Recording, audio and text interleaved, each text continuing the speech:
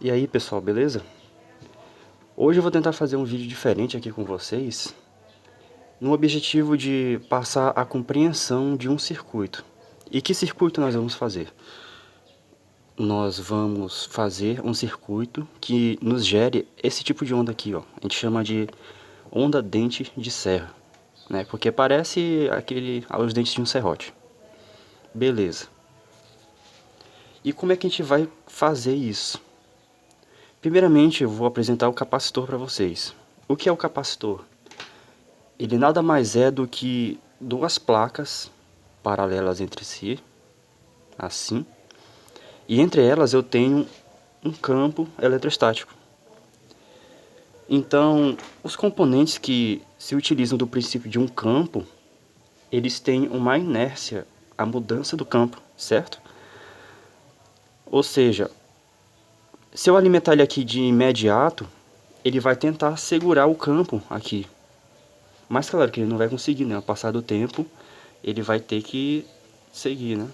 É que nem um objeto, né? Você tem um objeto aqui, ele tende a se manter parado, né? Lei da inércia. E aí você aplica uma força, ele resiste, ele quer ficar parado, né, no caso, mas ele roda. Então no passar do tempo, ele vai, se move. Aqui é a mesma coisa, né? Só que quem aplica força são os elétrons e por aí em diante. Então se eu simplesmente colocar um resistor aqui, eu tenho que ter em mente o que? A tensão no resistor não vai ser fixa.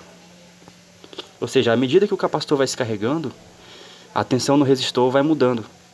E a força aplicada vai mudando também. Ou seja, eu começo com uma força bem intensa, depois eu vou enfraquecendo. E isso não me dá uma forma de onda constante, ou seja, a velocidade aqui, ó, não vai ser constante. Então, na verdade, eu vou ter uma onda assim, ó. Eu começo com tudo, depois eu vou enfraquecendo. E aí, no caso, eu descarregaria, né? Aí eu começo com tudo, vou enfraquecendo, aí descarregaria. Eu teria uma forma de onda desse jeito, e eu não quero assim. Então o que é que eu tenho que fazer? Eu tenho que dar um jeito dessa força, entre aspas, ser constante. E como é que eu vou fazer isso?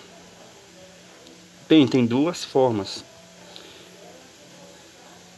A gente pode pegar uma fonte de corrente constante, mais e menos, né? Representar com uma bola e uma flecha assim, beleza. Pronto. Essa fonte de corrente constante aqui, ela vai sempre regular essa força, fazendo com que a mesma corrente, né, não importa o tempo que passe, né, essa corrente que vai carregar o capacitor, essa mesma corrente seja contínua. E daí eu vou ter essa forma de onda aqui, ó. Né? Ou seja, eu sempre estou aplicando a mesma força aqui, ó. Então a aceleração vai ser constante do objeto, né? E aí, no caso, se eu fosse fazer um gráfico de força, aí eu teria uma força constante aplicada. Não é interessante isso? Tudo bem, em conceito é isso aqui. Agora como é que a gente vai fazer isso na prática? A gente tem duas formas de obter uma fonte de corrente constante. Uma delas é comparando a tensão de um resistor, né, aqui, com uma referência. Dois diodos, né?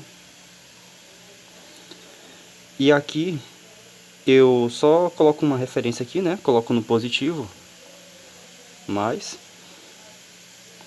Aqui alimento também, né? Beleza. E daqui, ó, eu já tenho uma corrente constante. Aí como é que isso vai funcionar, né, de fato? Aqui eu tenho um resistor, né? Você sabe, né, que a corrente ela vai ser igual no resistor, né? Igual a tensão sobre o resistor. Então, ou seja, eu vou ter para cada tensão em cima do resistor, eu vou ter uma corrente. E aqui eu tenho uma tensão fixa, né? Que é dos dois diodos. Vamos colocar que tem 1,4 volts aqui na base, né?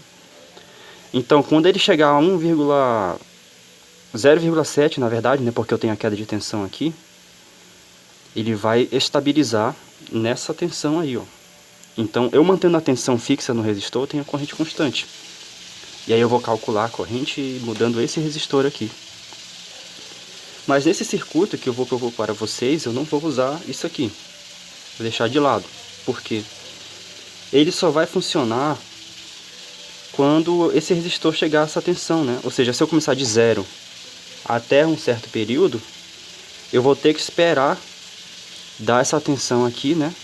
Em torno de 0,7 no resistor para poder continuar. Então, como é que eu vou fazer? Uma outra forma de se obter uma fonte de corrente constante é por espelho de corrente. E como é que ele funciona, né? Eu pego aqui 2 transistores iguais. É necessário que sejam iguais, né? Eu junto as bases deles aqui. Beleza. E aqui eu faço uma malha fechada, né? E aqui eu vou aplicar uma corrente. Não, um resistor com uma alimentação positiva aqui, né? Coloco terra aqui, pronto. Agora o que é que eu tenho aqui, ó? A corrente que vai estar disposta nesse resistor aqui, ó, né? Eu vou ter uma tensão, ó, a corrente é igual a tensão sobre R. Essa tensão que eu boto aqui é a tensão que fica em cima do resistor, beleza?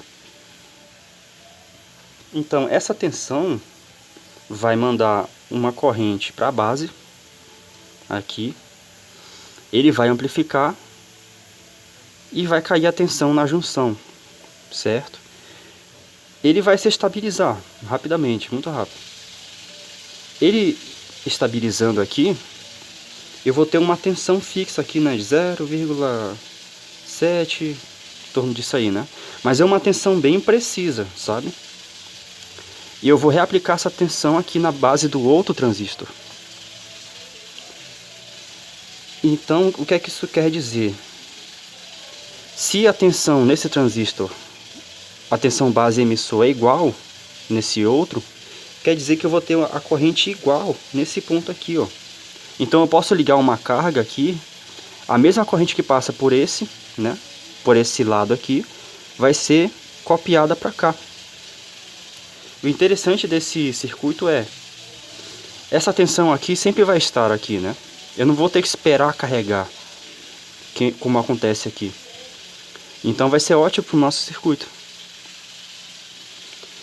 Beleza, agora a gente já sabe, eu tenho que carregar um capacitor com corrente constante para chegar aqui.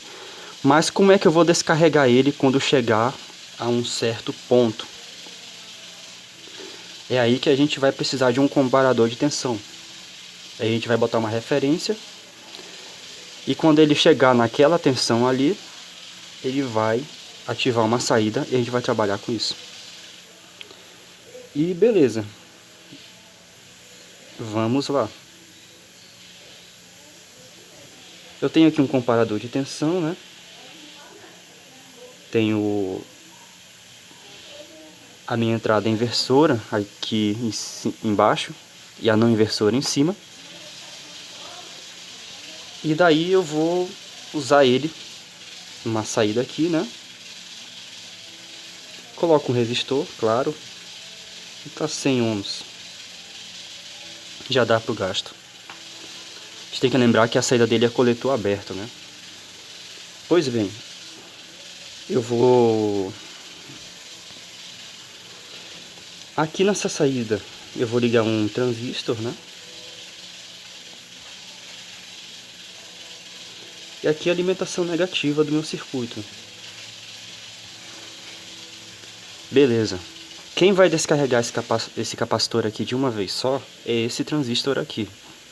Vamos colocar aí o BD 139. Então, como ele vai descarregar o capacitor, eu coloco ele logo aqui.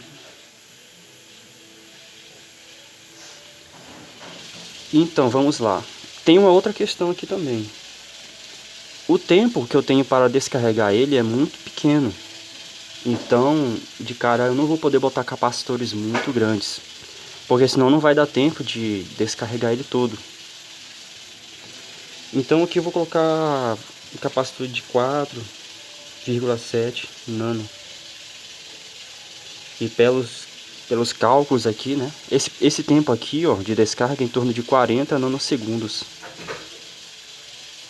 É um tempo muito pequeno, né? 40 nanosegundos. Deixa eu ajeitar aqui. 40 nanosegundos já é o suficiente assim para descarregar um capacitor de 4.7, 2.2 nano. Ou até 1 nano. Pode ser por aí. Se você colocar valores maiores do que esse, a onda vai começar a ficar assim, ó. No caso, a amplitude dela cai. Ela não vai até o zero, né? Ele vai cair até um certo ponto e começar a carregar de novo, assim. Aí vai funcionar também, né? Só que não vai ficar com 0 volts aqui. É uma peculiaridade, né? Se você não se importa com isso, pode usar. Enfim, vamos lá. Agora eu tenho que carregar esse capacitor com uma corrente constante. Se lembra do espelho? Eu vou ter que usar ele aqui na malha positiva. Malha não, né? Alimentação, mais 5 volts. Vamos alimentar com 5 volts. Daí eu vou colocar o meu espelho de corrente aqui, ó. Mas só que eu vou ter que inverter ele. Porque aqui eu tenho negativo no emissor, né? Aqui eu vou ter positivo. Então vai ser os mesmos dois transistores aqui.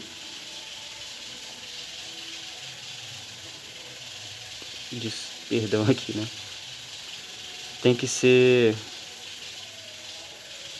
desse jeito aqui, certo? Emenda a base aqui, né? Junto aqui.